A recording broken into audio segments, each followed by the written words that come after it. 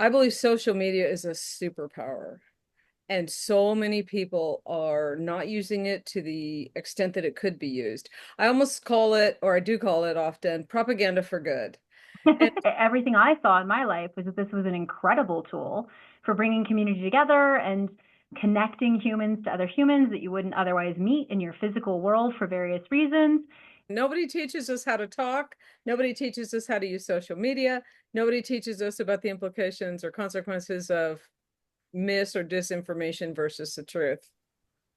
What I'm seeing is not just the bad guys, the mean people, the liars, cheats, and propagandists are really online, but the people who could combat that with good information are not. They're not understanding the superpower of social media. Silence in this moment in history is not just complicity. Silence is a boost to the other side. See, that's such a great point. So I grew up whenever I've moved in with you, Mom, this kind of stuff. But whenever I grew up, it was you always clean your plate, right? Whatever's on your plate, you clean your plate. And it took forever for me as an adult to stop doing that. And it took to the point where now I teach my children to not do that. But it took forever for me to get to the point where it's like I wasn't as an adult. And For before such a small thing. And that, I mean, if that small thing takes that long, imagine how much something bigger. My job isn't to tell you what to think.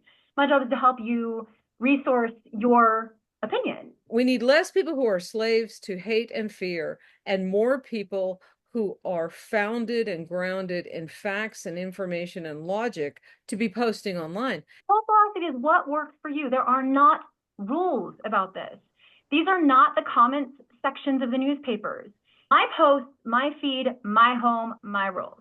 If you don't want to behave by my rules, you are welcome to leave. I will show you the door. I have never approached it as some big public space. It has always been my living room, my salon. I've invited you into my home to have a conversation. Right. Not I'm at a public park and you can just do whatever you want. Fear and anger and hate is so easy to devolve to because that's our lizard brain. It really does require us to exert a different kind of energy to raise our mental condition to the point where we can look for the good, look for the commonalities. A reach of one is more than enough to make a difference because one person knows hundreds more. So don't measure yourself by the metrics that were set up by social networks to make money. We're just here to say there is good in the world and it's worth fighting for.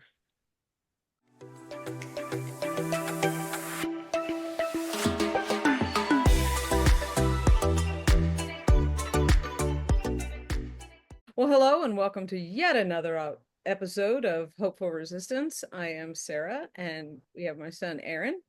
Hi. Hi. And then today we are very excited to welcome our first guest. Yay! Well, this is Lauren, and we will have links to who she is, what she does, and why she's such a fantastic guest. But we want to jump right into the topic today. And Aaron always gets to decide and delineate what the topic is. So have at it. I know that today we're going to be talking about digital kindness, how to remain hopeful and positive in the digital age in spaces we all interact in. So, Yes, and one of the other things I'm super excited to talk about with Lauren is that I believe social media is a superpower. And so many people are not using it to the extent that it could be used. I almost call it, or I do call it often, propaganda for good. And so I'd love to yeah. just jump right in.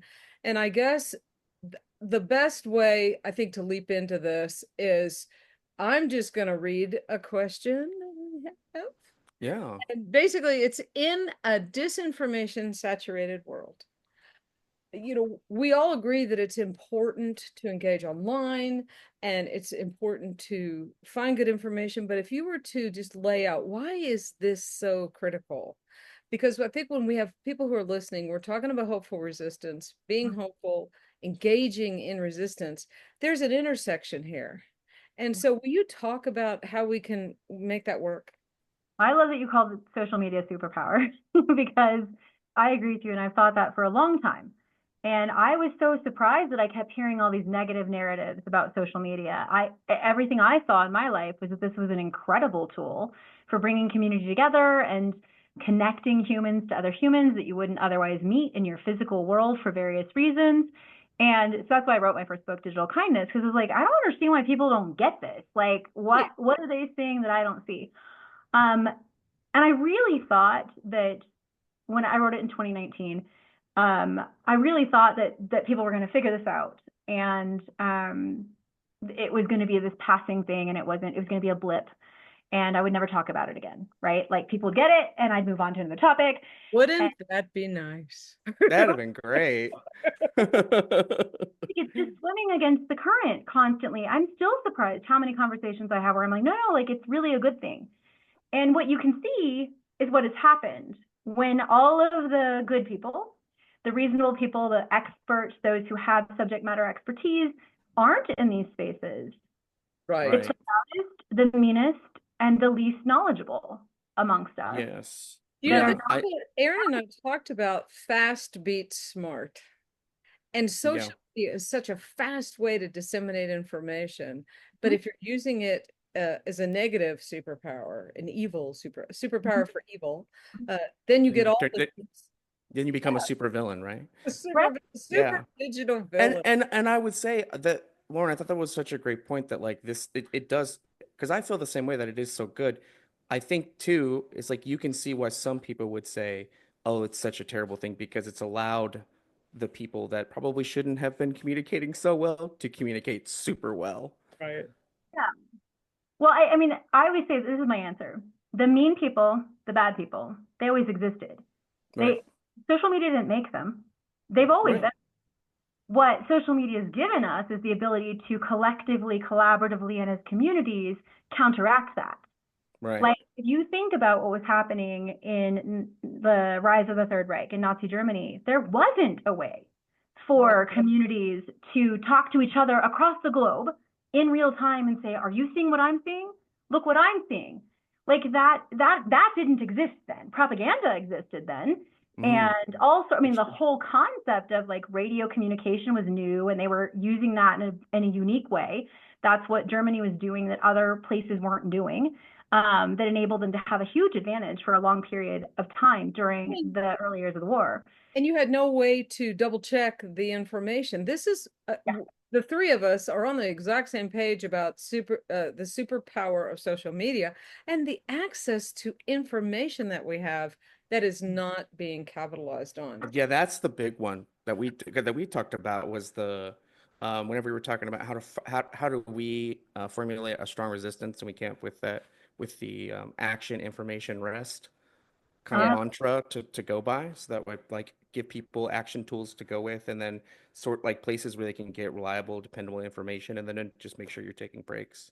But the information piece was always I think we probably all agree that like that's such a huge part that people need to utilize more. Yeah. Well, and nobody's been trained on how to do it, right? Like, that's the thing. I think that when people ask me why do you think this way, or where have you come from? Well, I come from a traditional marketing PR background. So I understand traditional methods or pre-digital methods of messaging and communication. And I also have a legal background. So I also understand how things can get you in trouble. So for me, and then I had this weird thing where I was coaching high school speech and debate the first year that Facebook was available. To what?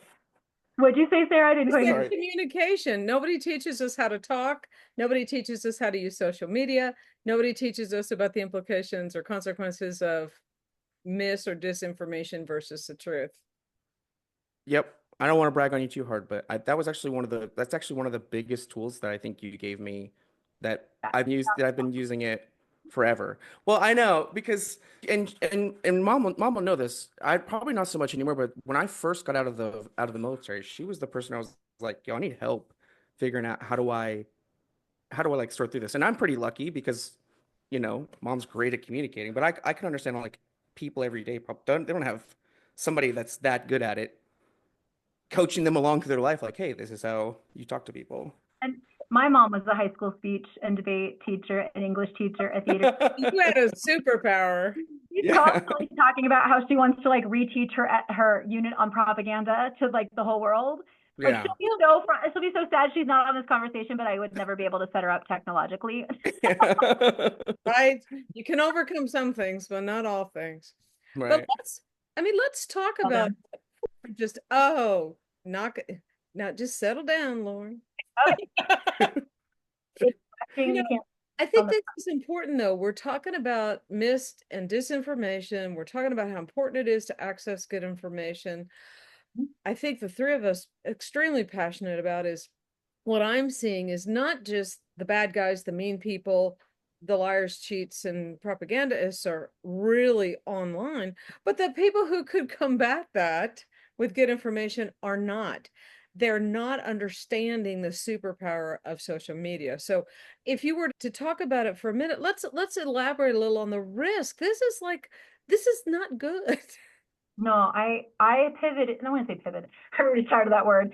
I really started when in this last election cycle, I started seeing exactly which. I mean, I know that the people haven't been there, but I'm like, how do we as normal people or as subject matter experts or leaders contribute to accurate information? And you just highlighted that thing that so few of the subject matter experts are using this space to disseminate information directly to their audiences, their networks, their people. They're relying on institutions to do it. They're relying on the marketing department of their university or their organization or their company Is that because of legal implications, would you think? That they're afraid that if they disseminate it, they're going to get in trouble, or, well, you said this, or that their company's going to come back? What is keeping subject matter experts? I mean, we're the ones who are doing the research to find their material to get it out. So what's keeping them from being online? It's a really interesting question. I think, yes, for some of them, there are legal implications depending on what they're doing and how their organization or their institution works, right? So like, I always want to be realistic about what are the actual barriers, and everybody has whatever role they play in the ecosystem that they're in. And so if you're working in an institution that does not allow people to speak on their own, then of course you can't. Right. Your job requires you to not do that.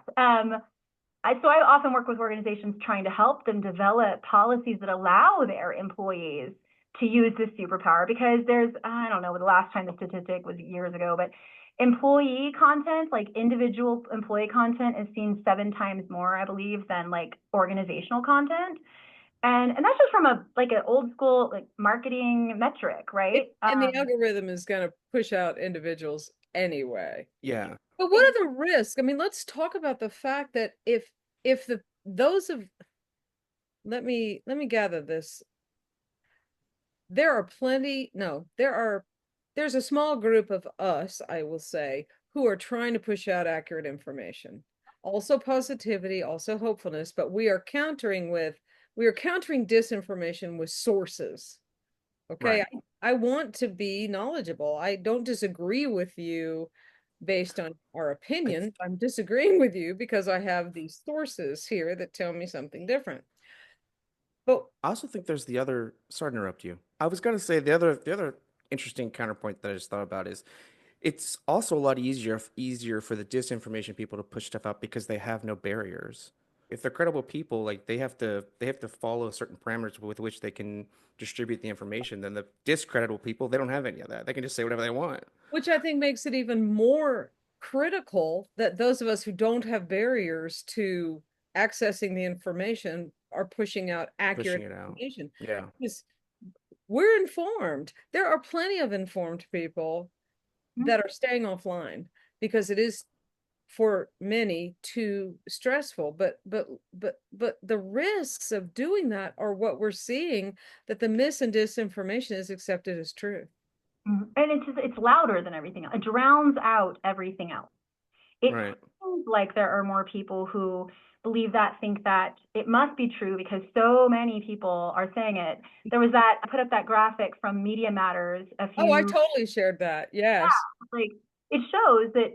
So forever, and this is just a little bit about my background. I grew up as a young conservative, and started journalism school at a university. It's well known to being left-wing, right? And as a young conservative, I knew my voice wasn't represented in media. This was in the early, like 1995, 96.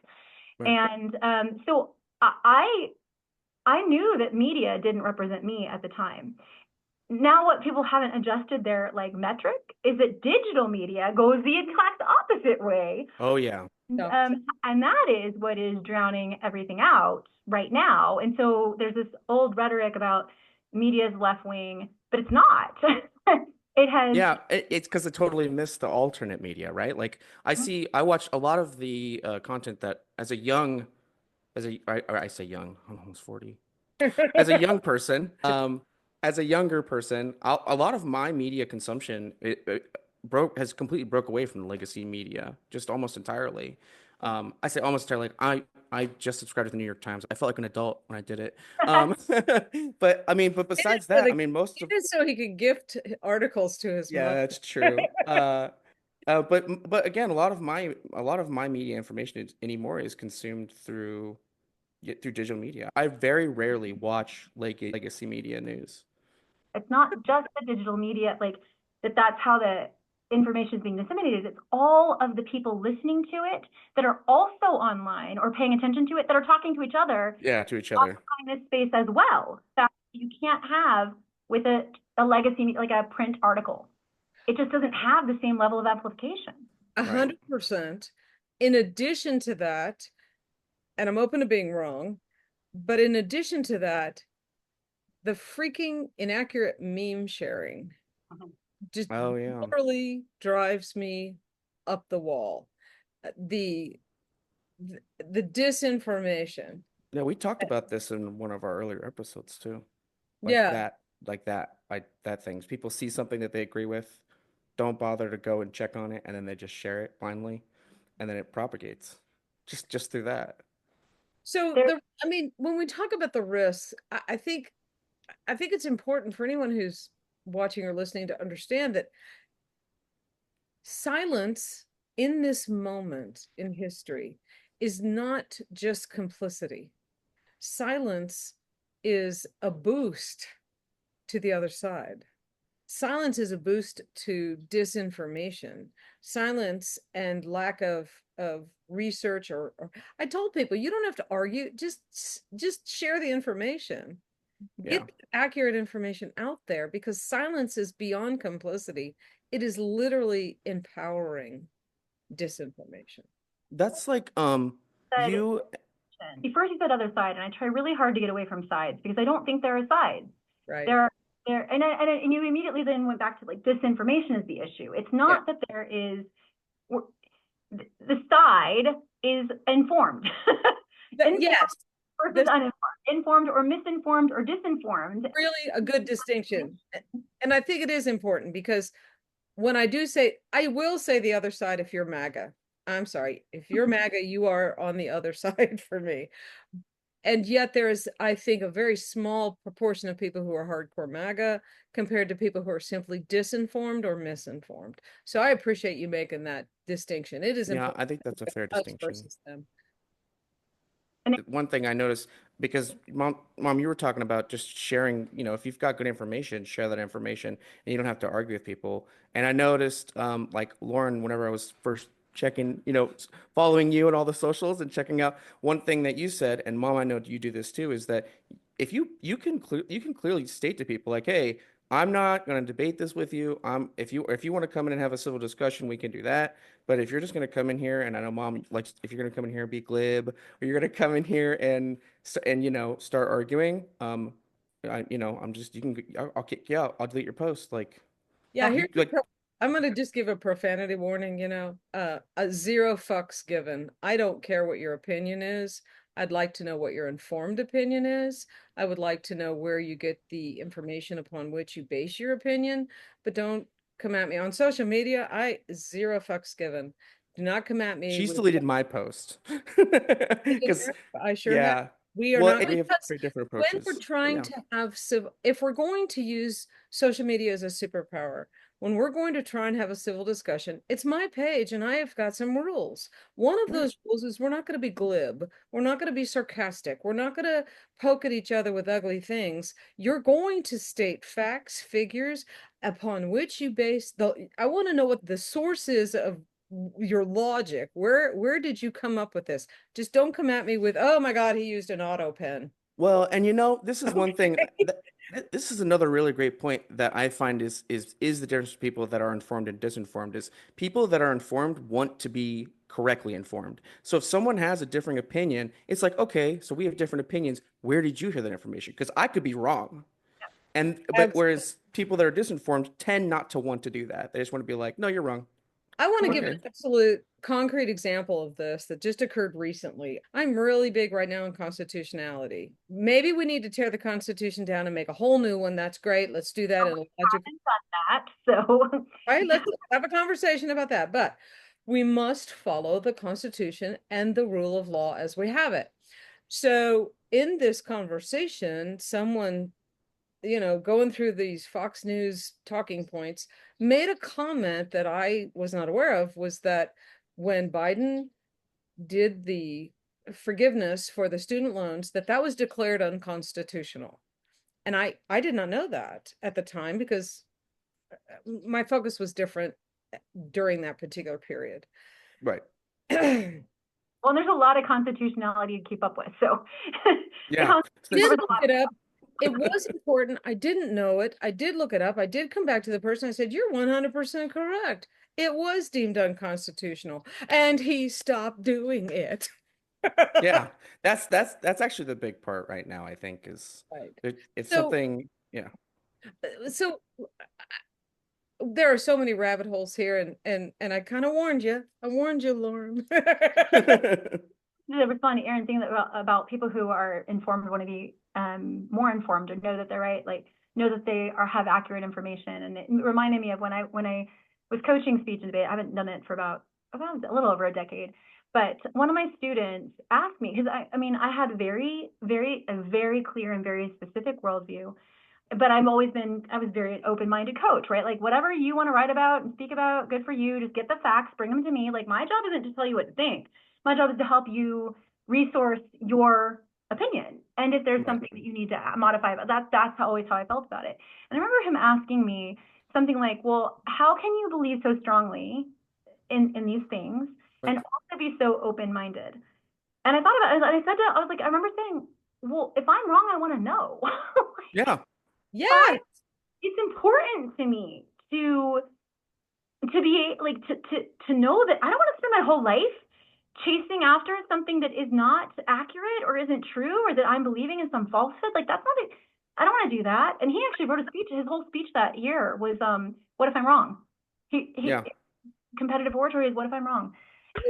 I will speak to that, in that you and I share a common thread here, that I was also a conservative Republican for a long time. And a great mentor of mine, when I began some spiritual development, I was deconstructing my Southern Baptist upbringing and reconstructing what I believed. One of my mentors kept saying to me, well, what else could be true?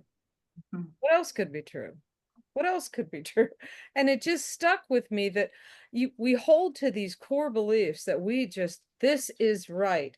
And Aaron talks about this all the time, cognitive dissonance. It doesn't align with what I believe. And so I can't even think about it, because that makes because it shatters, it kind of shatters, it really just shatters. It could actually just shatter people's like entire reality that they live in, because then they have to question. And that's why I think it's so hard, because then they have to start questioning everything. Well, if I was wrong about this thing, what, like you said, what else have I been wrong about? And then it makes them kind of go too far. And so rather than do that, they're like, no, I'm just not wrong about it. And it's like, nope. Where do you belong if you start asking those questions of yourself? Right. And if you start asking those questions in whatever community you live in, if it's not a community that is conducive to exploration, intellectual curiosity, you get shut down pretty quickly. And if you don't have any people anymore, it's not just am I right or am I wrong, or it's who am I and where do I belong if.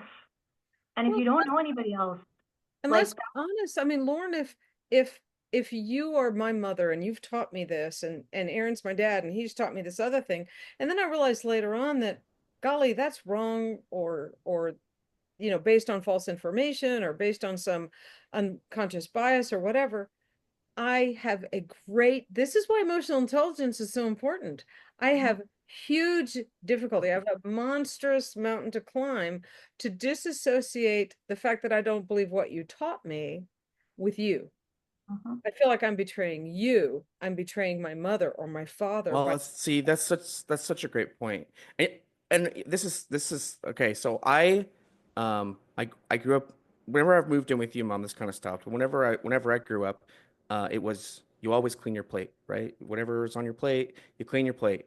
And it took forever for me as an adult to stop doing that, and it took to the point where now I teach my children to not do that. But it took forever for me to get to the point where it's like I wasn't as an adult. and Yeah. But it's such a betray. small thing. And that, I mean, if that small thing takes that long, imagine how much something bigger Mhm. takes to overcome. This leads me to the next question, Lauren. Our temptation as strong people, well, I think the three of us would qualify for strong-minded, strong-willed, strong opinions. And even though we're open to being wrong, we present our ideas in a very passionate way. But how do we and how do other people present it a little more low key? So where it's going to be more readily accepted, not you're wrong or where the fuck did you come up with that? I mean, how are we suggesting to other people without entering into some big debate? How do we get that out I, in a more low-key I'd manner? really like to hear this one because Yeah, I go back pretty hard Yeah, sometimes. I I was mean, trying not to look at you, Aaron. for me, like, it's very rare for me to say something, especially in a digital space, that is not pretty neutral in the sense of like it's just fact-based, right? Like, this is what the US did this week, period. No opinion, no anything. And that's because what I'm trying to do is just get information to people. I like And they can decide whatever they want to decide about that. Okay. Uh, but like a lot of people didn't know what the US did at the UN a few weeks ago with certain resolutions. right. And like, because I'm actually not interested in debating, and I say that frequently. And I do not think that digital spaces are a very good space for debate. It's too difficult to coordinate a civil discussion. And nuance matters. And when we are talking like this right now, I say this all the time. I think it's in Digital Kindness. I've written 2 books, so I'm like, I can't remember which one it is sometimes. Yeah. That part of what happens in online spaces and why certain kinds of conversations or debate or dialogue are difficult in these spaces is because when we are doing this, I see you react. If I say, well, blah, blah, blah, and you're like, something triggers in me to go, and this isn't true for everybody. I've had to sort of be more aware the more I learn about the way different brains work, that it isn't always true that everybody reacts to a facial expression or a reaction, right? But like a lot of us have been conditioned to say, something I just said meant something cute. And we back off naturally and sort of go, wait, tell me a little bit more about what is going on for you. And we don't Right. just keep hammering on the same thing over and over again when we're having a discussion with nonverbal cues. The flip side of this is fascinating is for neurodivergent people. Oh, Digital spaces right. are a lot easier to have conversations because there aren't all these nonverbal cues that are supposed to be being picked up on. Right. And so it's really important to remember that these spaces they're different than in-person Well, conversations. and They're not and I will say quite passionately, this is why I am all about no glibness, no sarcasm, because the nuances of sarcasm and glibness in a digital space are completely lost. You have to speak almost in an unemotional way, talking about logic and facts. And it's just become so clear that critical thinking skills are woefully lacking right next to emotional intelligence. So I'm going to repeat back what I think you've said. If the people who are listening to this episode, we're trying to help them know what are some low-key ways to get information out without expending all this energy to engage in a debate or discussion of any kind. I hear you say that it's more productive and actually disarming to just say, here is what happened in the news, and here's the source to the UN resolution, or here's the source to the numbers this week from the immigration, or here's the numbers from whatever. I mean, that's my approach. No, I think Right. it's great. And I think that everybody, my whole like philosophy to all this is figure out who you are and the role you play in the ecosystem, and then do whatever that is, right? Like some people are agitators and they're strong Hi. advocates. And they're, This Well, guy right here. well, okay, and I wouldn't. I try not to classify myself as an agitator, but I am all about the debate, You're a dis- because yeah, because I think it comes down to if it's more about how people want to engage. Like if somebody wants to have a genuine conversation and we do want to bring up those facts and statistics and we want to go back and forth on opinions of solutions and etc. I am kind of always for that type of debate. I feel like that's really hard today because people aren't engaging. Well, the one, they're not engaging in good faith. They don't really want to have the conversation about what's true. And then a part of that is also coupled with what they believe is based on untruth. So when you provide them with the truthful information, they're like, "No, you're wrong." And it's like, "Dude, I'm literally not wrong. Like, I'm not." and then so there, I wrote a newsletter, I can't remember how long ago, it was talking about good faith communication and how to figure out whether people are operating in good faith and not getting into. Okay, I would love to read that. You have to Yeah. give us a link to that. Yeah, and it was from some institute. I can't remember because it was a while ago when I read it, but I was like, oh, this is making sense to me. And I just recently posted something about how you can tell when you are engaged in a conversation with somebody who has inflexible views. And it's when they don't have, they just can't have capacity for somebody to have different feelings around a topic. And It's because we're living in an echo chamber. No, yeah, no, no, it's Okay, so sorry. Lauren, let I was let about me to say, give go you, ahead. yeah, let me give you a little context for that. Whenever Aaron and I, we try to engage in thoughtful and meaningful conversations online. And for him, sometimes that will include going into like a Discord little conversation. For me, it's I set up parameters about how we're going to communicate on Facebook because that's the easiest way to have, like, Threads is too hard. Blue Sky, no. which like thumbs up to boundaries, guidelines, etc. I think that's huge. Telling people what you tolerate in your space. Yes. And what ends up happening inevitably is we're accused of living in an echo chamber. It's Mm. just like the default, oh, you're just in an echo chamber.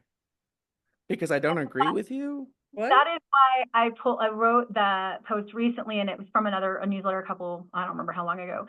I was like, okay, how do we know when we can discount somebody without living in an echo chamber? And it's when there's only black and white, there's no space for other people to have different feelings. There's one more I'm forgetting right now. And it comes from a book called Of Fear and Strangers, A History of Xenophobia from George McCarthy, who's a psychiatrist. And it's a fascinating book. But it's like, okay, like there's no gray area. So we're not, and for people who are operating that space, thinking about collaboration or inclusivity, it's a threat. Like they can't, it just doesn't work. It doesn't work in their world. And so once you realize that, it's like, okay, this is not a conversation. It's not in good faith. All this, I can in good conscience say, bless you, release you, go do what you're going to do. Yeah, see, this is why I'm so glad we hopped on because I tend to be really bad about like being like, okay, I'm done.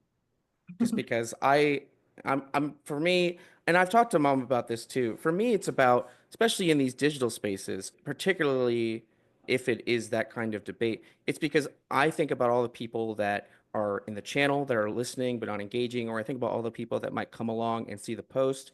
And so whenever I tend to have these long back and forths, it tends to be because I'm not trying to win over the person I'm talking to. I'm trying to win over the people that are listening, Yeah, the people that are reading, because they might see what this other person says, and they might be like, "Oh, huh." But if I'm in there with counterpoints, like, "No, that's wrong."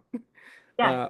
I feel like that's where it's more at, and then I'm definitely getting better about stepping away, but like at a certain point. I want to say, like, I don't think that there's a bad. Like, we all have to decide what makes sense for us, what we have room for, what we can tolerate, what we can't tolerate, what we want to do, what we don't want to do, and that might be different from day to day. And Like I am going to push back a little bit on that, but I don't think you mean it the way I'm going to push back on.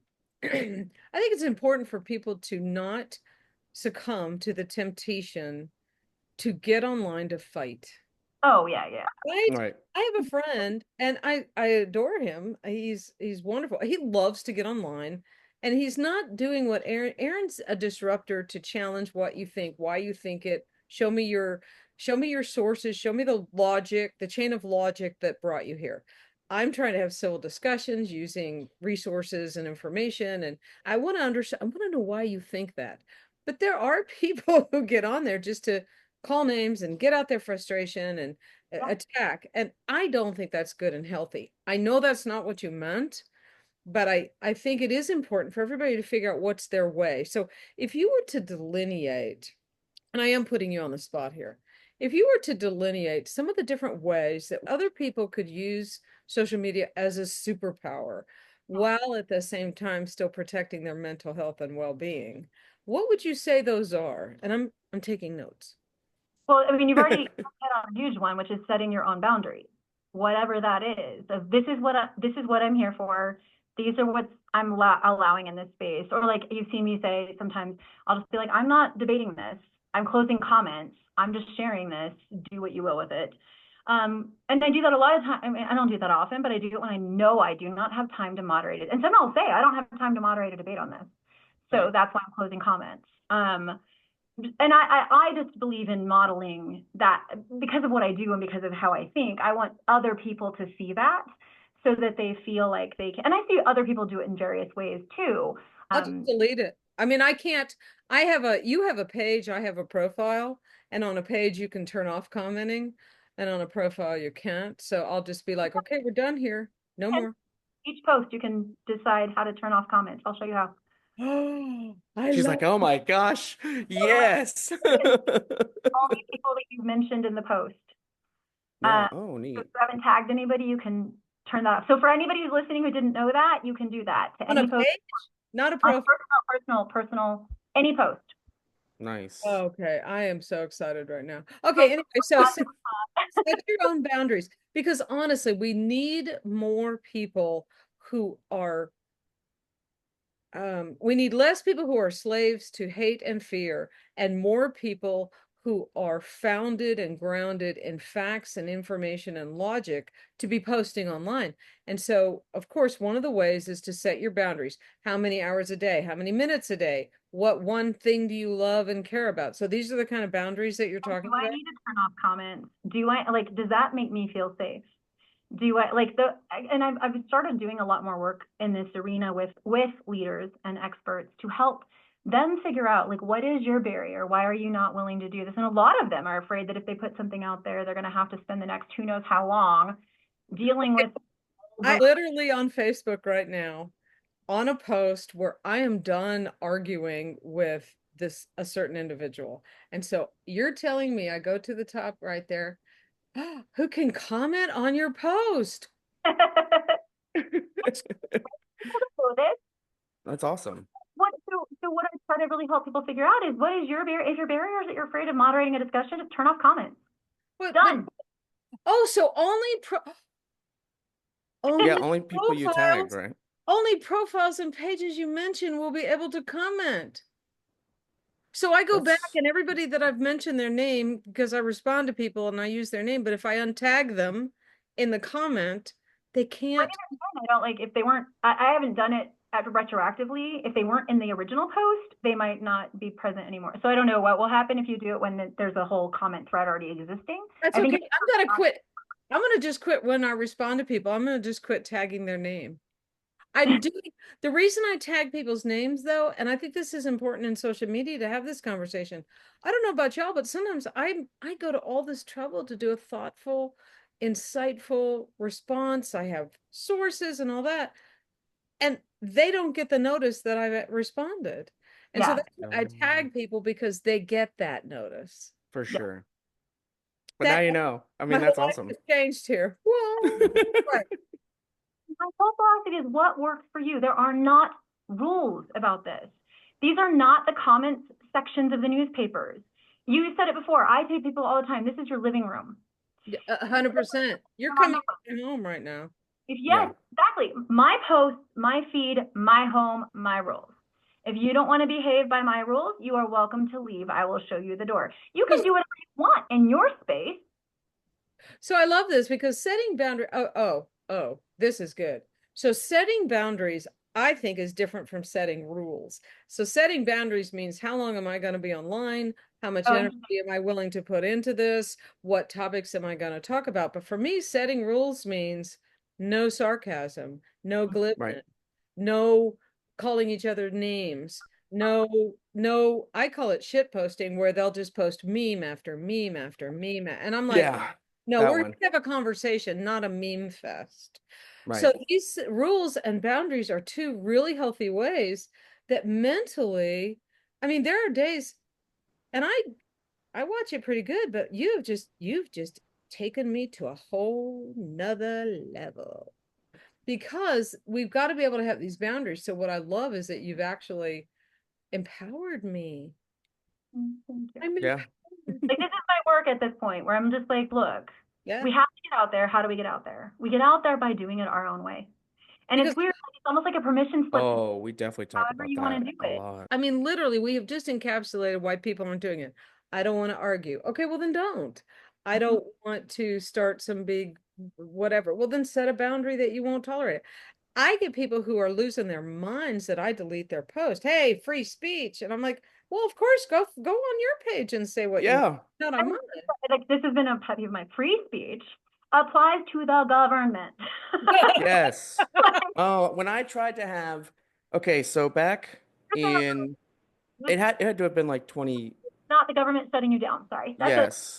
No, you're exactly right. And they try to be like they try to do they try to equate it to, oh well, it's the town square now. I'm like, bro, it's literally not. It's literally not the town square. Okay? Because at the end of the day, like, let's say and the reason I point this out is, at the end of the day, let's say I say only friends can post on my page. I could just unfriend you and now it's not a town square anymore. So you don't get to sit here and say it's a town square, because the only place on the internet that's a town square is your page. Your page, whatever you want it to be. But like, if you want town square, more power to you. And if you're going to give everybody, like, let everybody do whatever they want, great. And I think it's really important, the analogies that we use to talk about digital spaces, because it has mostly been talked about as like a public, like a digital commons, right? Or a free speech space, like the comment section on a newspaper, and we're all publishers that have an obligation to have everybody say whatever they want. Or it's talked about in a marketing space, where it's all about commercialism and how you sell stuff. And that's why I use the living room analogy all the time. Like, if you think about it as a living room, it changes a lot about what you think you can do. Or when I talk about it as public spaces, I'm like, it's like our parks, right? So when we abandon our parks, if we don't pick up trash, if we don't light them well, if we don't alert the authorities when we see something bad happening or intervene, then they become really dangerous places. And so if we're going to go with the public commons analogy, they are public spaces that we have a responsibility for keeping clean and safe and healthy for everybody else as good citizens. But they're not, these are not newspapers. And I mean, that's, well, and that's such a perfect, the park analogy. I love that, because we're not going to let neo-Nazis like march through our parks. You do not get a permit to have a parade.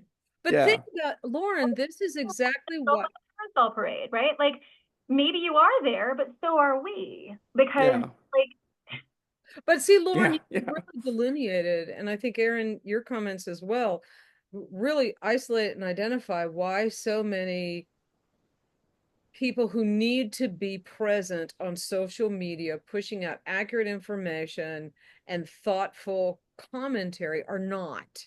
Because they don't want to argue, they don't want to fight, they don't want to be attacked.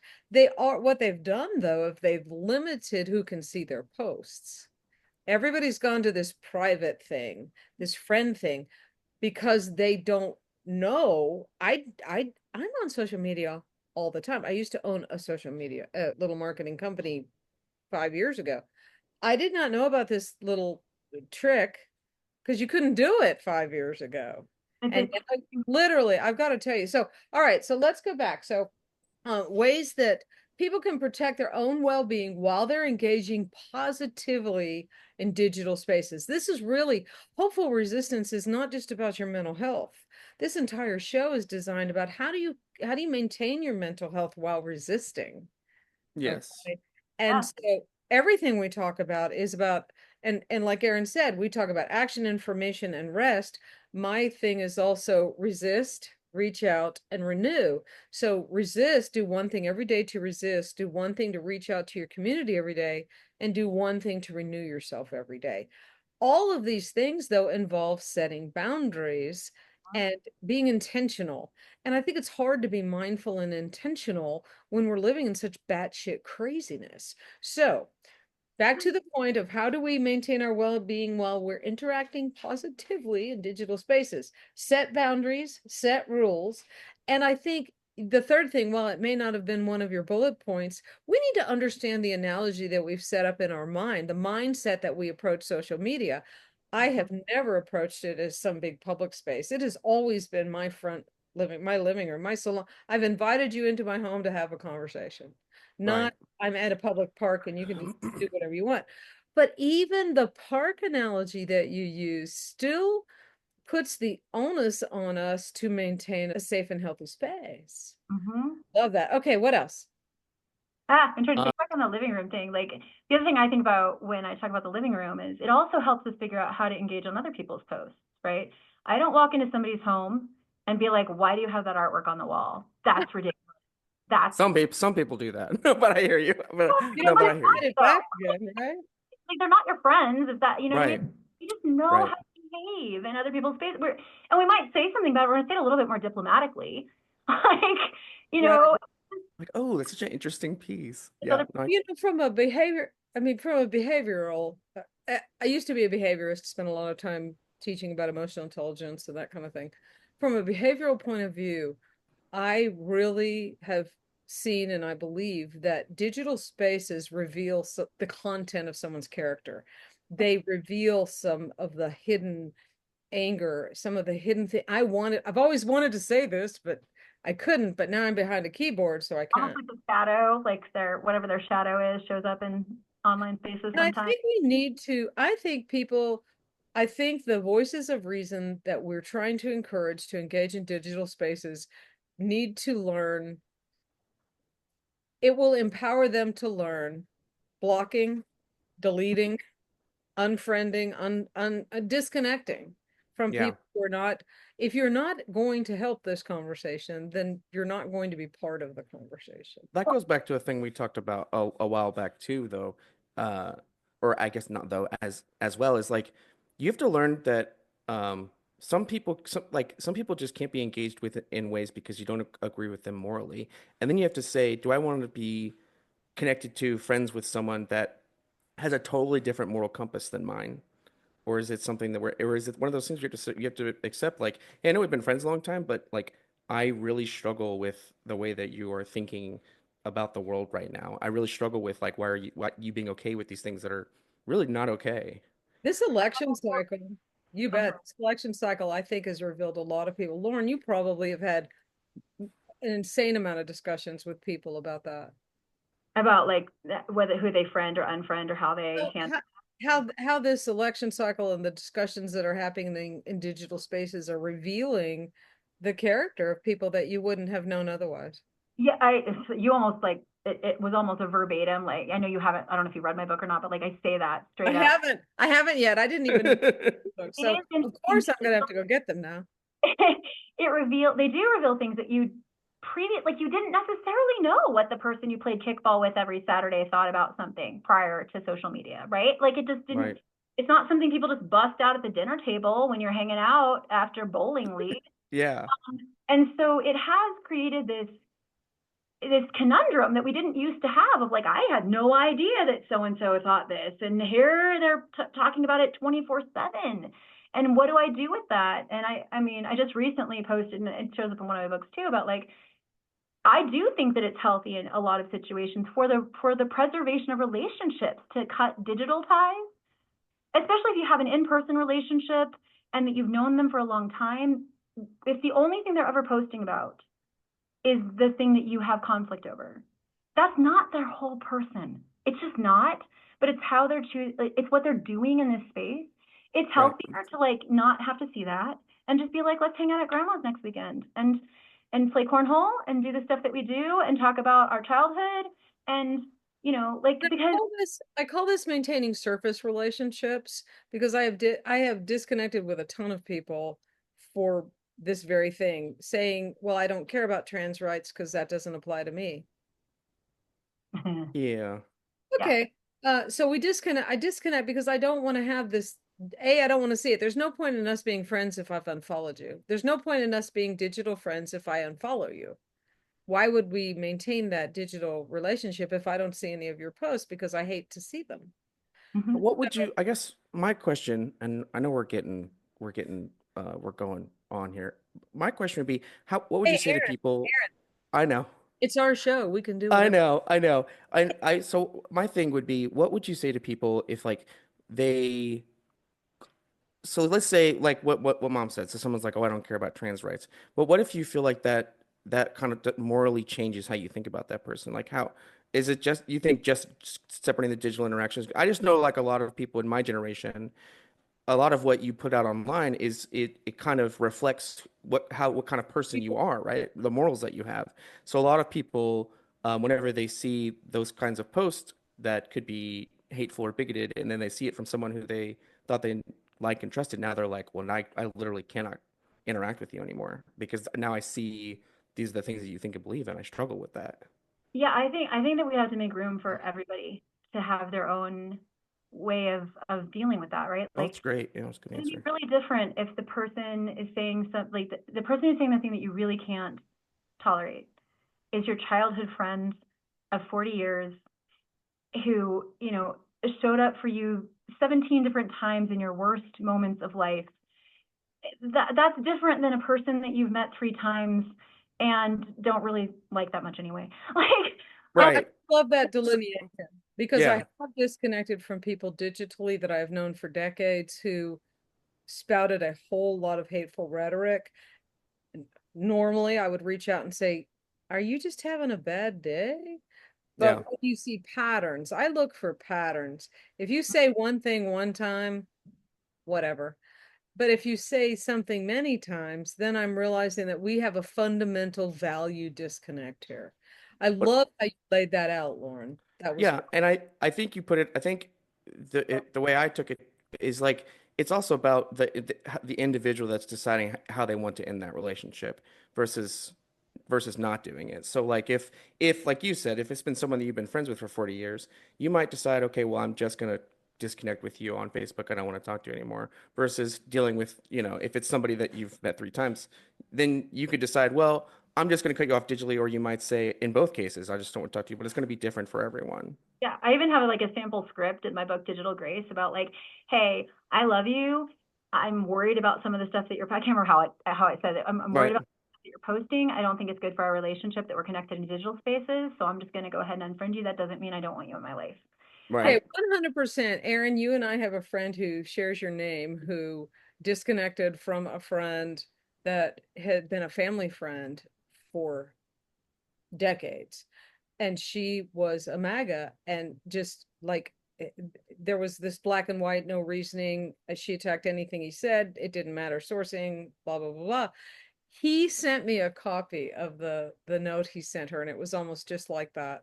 Yeah. Because look, I love you. I really care about our friendship, our in-person friendship in this digital space. He even used that word in this digital space. It's not good for us to maintain this connection because there's nothing constructive coming out of it. I Yeah. think the decision to disconnect from someone in real life has to be made on a different level. Yeah. I like how, yeah, because I like how you say that. I have I don't, but your analogy of I have a friend, 40 years, they've been there all the time for me, but they're saying all this negative stuff. We can disconnect digitally. I want to go back though. Oh, and really quick about the people that post things. So we started this conversation talking about the people that aren't present in these spaces, sharing accurate information, right? The flip side kind of that are the people that are in these spaces nonstop, constantly saying the things that are misinformation. And I just want to point out, like, some of the people that are causing, like, that you're having, trying to figure out how to navigate, they might be thinking that the right way to use social media is just that it is just a political forum, and that the only reason it exists is to go say whatever they're going to say politically, and have never even thought about using it. and with the vacation photos and the food photo and like the 80 million other ways that humans use social. I'm always saying this. I'm like, political social media is the least interesting social media to me, hands down. Right. Like, it's so I mean, it's simple, it's so repetitive, yeah. but creative art side and the food side and the, oh my gosh, I'm obsessed with the severance discussion side of social media right now. But like, there's so much more going on Right.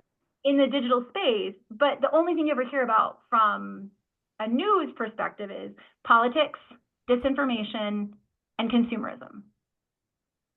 Like, And I nobody think talks about all the artists and the entrepreneurs and the people that are running around doing all that stuff, like being. well, I think we also have to curate, like, I have to be super mindful because I am so passionate about the current political situation. I have to be mindful that if I want to keep connected to people and I want them to not dread my posts, that I also have to throw, hey, I got my hair done, or hey, look at this new quilt I made, or oh gosh, here's Human being. yes, we have to balance. But I also would put out to anyone who's listening that as you're trying to not just curate your boundaries and your rules and how you envision social media in an analogy, you know, is it your living room, is it a park, whatever. I think you also have to recognize that the different platforms they respond so differently. I mean, I'm on Facebook, I'm on Threads, I'm on Blue Sky, and I'm on Instagram. And I'm telling you, the interactions and the engagement and the energy, completely different from one platform to another. And so you really do have to not just curate your messaging, your experience, you have to figure out which platform's best for what you want to do. Yeah, I tell people all the time, like, pick whatever one you like. Like, you don't have to be on all, like, this marketing mindset that you have to be, like, I keep telling you, you're a human being. You're not a social media marketer. You're not a organization. You're not a corporation. You do whatever you want. Like, I'm assuming you want to connect with like-minded people. So if you're a foodie, go to Instagram or go to, you know, go to some of these other Pinterest. Like, I gravitated towards Twitter before it became what it became. And I like Threads because I'm like, we don't judge.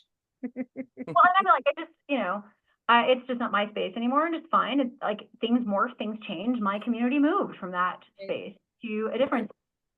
But like, as a writer, I like the written form platforms more. I'm on a bunch of them too, but like, which one just resonates with the way that you share information? If you put pictures out there, great. Like, I mean, there's just not a right way to do this. Just because we see the same types of messages over and over again doesn't mean that we have to do, like, I have a friend who asked me, I struggle with social media because how do I make the complex simple? I said, don't. Maybe your role in this space is to not make it simple. It's to explain it in all of its complexity so that other people in your network can then make it simple. I like that. I mean, Aaron and I interact online in such different ways. I mean, part of it is our age, part of it is our how we process information. It's interesting to me to see how he and I never thought we would do this together. It just came out of a conversation we had. But how we engage differently online. I was talking to Elizabeth because I think I remember whenever you first came to me about it, it was like I wasn't sure. And then once the J6 pardons came, I was like, I cannot chill on this no more. I wanna be doing something. And I loved, but I didn't want it to be, and I still tried for it not to always be that I'm like online fighting with people. That's one of the reasons I actually really like the podcast, is because I feel like this is like the part of it where I just get to be like, look, like, things aren't hopeless out here, okay? Like, there's other stuff going on.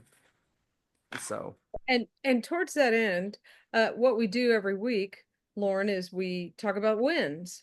And we have this week a huge amount of wins. We also, for anyone who's listening, you know that in our show description, we have a link to a Google Doc that Aaron makes every week with the wins.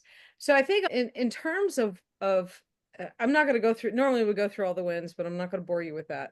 But what we do is we try and connect the wins to our topic. And this week, we are talking about being present in digital spaces, but I also think the deeper meaning is we must speak up. We don't have to argue, but we must speak up. And Yeah. towards that end, I think it's really important to talk about this week, and I've got the links to it. The Fight the Oligarchy tour with who knew Bernie Sanders and AOC. They're drawing 34,000 people showed up at a rally in Colorado. Yes. 15,000. Hour away from me. You Nice. go. Aaron says that they're supposed to be coming to his area, and I'm Yeah, so yeah. I don't know how close because, but I know like a big bulk of Arlington and the mid cities is uh red, and so I think that's excited. like That's and we don't have a lot of town halls out here right now. yeah. Yeah. Well, that was pretty exciting as far as I was concerned. And then this week, the other thing about social media, and the Democrats are slow. The Republicans have been fast and just really kind of going at it. And the Yeah, they've been in Democrats, this digital spaces for a while. I think. yeah. But I will say that the Democrats have started a thing called the Democratic Daily Download on YouTube. And every day they make a short video talking about here's what happened today, here's what we're doing today. And it's really, I think, using social media in a more powerful way than we've seen traditionally. I think Mhm. we're seeing more folks, whether you want to say liberal or Democrat or centrist. I don't care if you're a Republican, if you're speaking from a fact-based point of view, um, you know, sharing information. But I also thought it was interesting, and it's not really about digital spaces as much as it's about communicating and connecting. I thought it was absolutely fascinating that the Republicans quit having town halls. Yeah. I mean, but it also, you got to give the Democrats points for saying, okay, if you're not going to do it, we will. Yeah, we'll go do it. Yeah, Yeah. I thought that was pretty smart. Well, and it's also, I mean, it does go back to the whole premise of this conversation is that the stated reason that Republicans have stopped having town halls is because paid protesters they're saying that it's just paid protesters and they're being subjected to violence. That's Okay. not the truth. Yeah. No, it is not the truth. So it does require those people that are like, wait a minute, no, I'm actually just a normal person who is pretty center, and I'd like to talk to my congressperson. Yeah. Right? I feel But I like think that's what I should be allowed to do since you're supposed to represent me in Congress. And so without more people saying, no, I'd actually like to talk to my congressperson. Yeah. yeah, no, uh, wait, I want to talk, and what I think is ironic, unless I've missed something, and I'm completely open to that. The only violence has been against the people who spoke up in the town hall. that's what I've seen, right? I Right. like, and I don't know, I'm sure there's some isolated incident where that's not true. I'm sure I there are can't so find many it though. people. I can't find it. I haven't found where anything has been perpetrated against the representative who came into Yeah. speak. So another perfect example, though, Lauren, another perfect example of mis and disinformation. Mhm. But I think, again, communication is a fragile thing, and we absolutely have to harness the power of it both digitally and in real life. So I love these points. Is there anything that you'd like to, share with us, like as a closing thought in regard to that? We are going to have links to all the books. We're going to, or well, to your site where they can find the book. Yeah. And Also, Well, then I mean, I have a picture moment. I'm going to give you rapid fire, like lightning round. This it's is a okay. digital journal. It's like you can do it yourself. So a Ooh, lot of the stuff that we're talking about is just answer these questions and figure out what are you trying to do online, and now, what do you it, like, what do you not like, what do you, so that's a physical book that they would actually write in. if they wanted to, yeah. Okay. Uh, and that's different. I mean, it goes along with the digital kindness book, but like I had feedback that not everybody wants my voice in their head as they explore this stuff, which is great. Like, explore it yourself and figure it out. So I made that in response to some feedback. We're okay with your voice in our head, Lauren. I'll say I'm leaving this with one solid thing because I realized this too. Like I'd post a lot of news and politics like on my blue sky.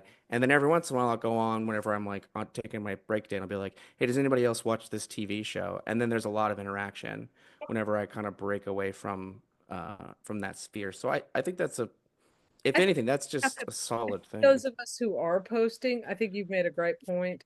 It's something that's hard for me to remember, but I think those of us who do post information and news and encourage civil discussion, we also have to remember that that can be exhausting, particularly for people who maybe aren't ready or don't have the this our country is undergoing a very tumultuous time, and that is draining. Fear is draining, dread is draining. You know, whoever thought we were going to have to defend democracy in our own country, right? So I do think it's important, and I think this goes to Lauren's overall message is if we're going to use social media as superpowers for good, we also have to remember that we have the power to influence people and encourage them. So we have to do more than just pointing out everything that's wrong. Share the joy. Yeah, Share the what is making you happy, what's bringing you joy. I just saw one of my friends in my community. I'm gonna cry. She just painted a big giant chalkboard and she's hung it on her fence outside her house, and it's the community chalkboard. And the prompt this week, or I don't know how long it's gonna stay up there, is what's bringing you joy? What is something, and like what we have to find is our shared humanity. yes. And we share so much more. And now there may be a subset that we don't share much with. Right. But most of us do actually share a lot in common, and that we want, you know, during the pandemic, my partner and I started a group right before the pandemic was for shutdown, and it was called Culinary Distancing Colorado Springs, COS. And we were trying to just connect eaters with restaurants during the on-site shutdown. And then it lasted for forever, right? But food is something that almost everybody shares in some way, in some capacity. And we dealt with a lot of, like, our rules for that space were that we were not going to discuss the safety measures. And we weren't going to, nobody was going to be allowed to blast a restaurant for masking or not masking, or for, like, you can talk about the good things. Yes. And if you have nothing to say, there are other places, and what I remember somebody commenting, be like, the whole rest of the internet is where you can go say the negative stuff. But like, we have to That's a remember great point, yeah. fear and anger and hate is so easy to devolve to because that's our lizard brain. It really does require us to exert a different kind of energy to raise our mental condition to the point where we can look for the good, look for the commonalities. I have zero problem looking for commonalities with people who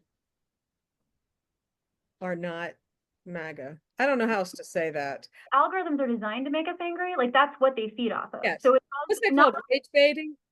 huh? Rage bait? Isn't that what they call it? Rage bait. Yeah. Rage bait's one. Is Concern baiting is the other one. Yeah, there's all, like, and because they maximize engagement, and we know that anger makes people react faster. So it isn't just that we have to go look for it anyway. Like, it is overcoming the way the algorithm works. Right. And I think it's in Digital Grace, I talk about, like, okay, but joy is also contagious. It Yes. also permeates when you share it. We just aren't conditioned, like, our algorithms don't condition us to do that. So No. how do you do that? Well, we have actually seen one of the things that makes me happy is that Aaron and I have seen a big uptick in terms of people seeing the hopeful resistance conversation. And so we literally well, and we're literally not here. We're not there are enough people out there in the internet who are dissecting what's happening politically. And so we don't need to do that. We need to say, we recognize that it's crazy out there. Here's how to be hopeful. Here's how to engage in activism. Last week, we actually talked about how do you engage in resistance activities and still not lose your mind. So I think Which is tough. come on today, right? I think you being able to come on today and share these thoughts. And I think these books, of course, they sound fantastic. So we'll have links to those. But any closing thoughts, any last little message? Oh, yeah, One is Okay. that a lot of times people get discouraged because of the algorithms. They're not seeing people like their stuff, or they don't think they're having any reach. And that's just not true.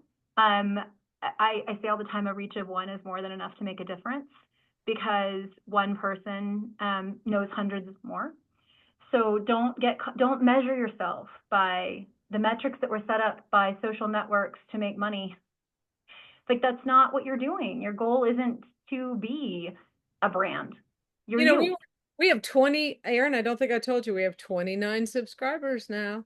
I mean, Yay. what we're excited about is it just one at a time. And that's like, so just talk to one person, and you'll be surprised how far you reach when you start You, thinking.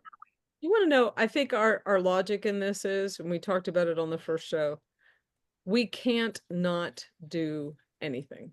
Mhm. And so Right. having these conversations is literally our form of resistance, whether one person sees it, 1,000 people see it, or 1,000,000 people see it. We're just here to say there is good in the world and it's worth fighting for. Yeah. My only other thought, sorry. Oh, that's okay. No limit. No, continue. A book that I think, especially given some of the stuff you mentioned, Aaron, about like disinformation and the bad guys using it, a book that was really helpful for me to read, it's a couple years old, it's called Like War, The Weaponization of Social Media. And it was written by a international security expert and an international relations expert.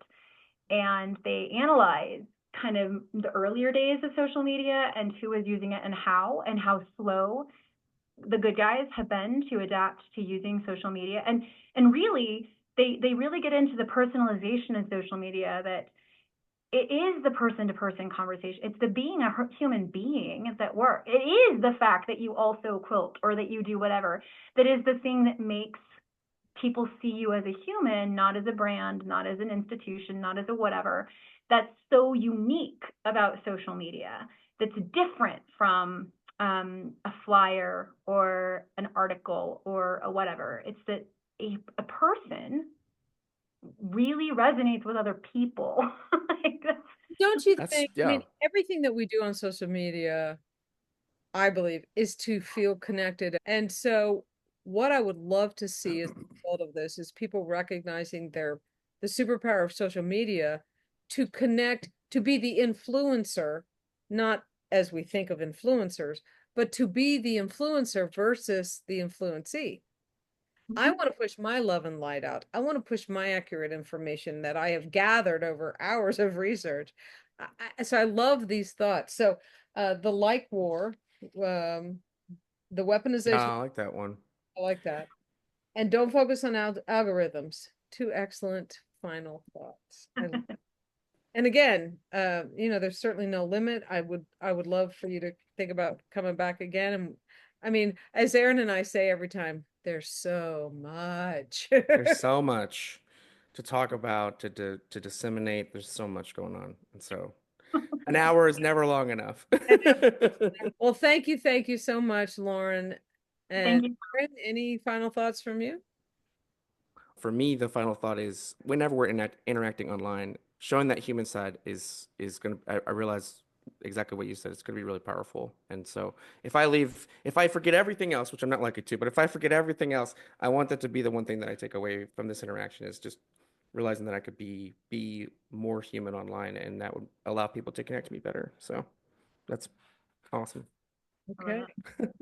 Well, thank you to you for joining us today and Yes, thank engaging you. in this conversation. And for anyone who is watching this podcast, until we get together again, bye for now.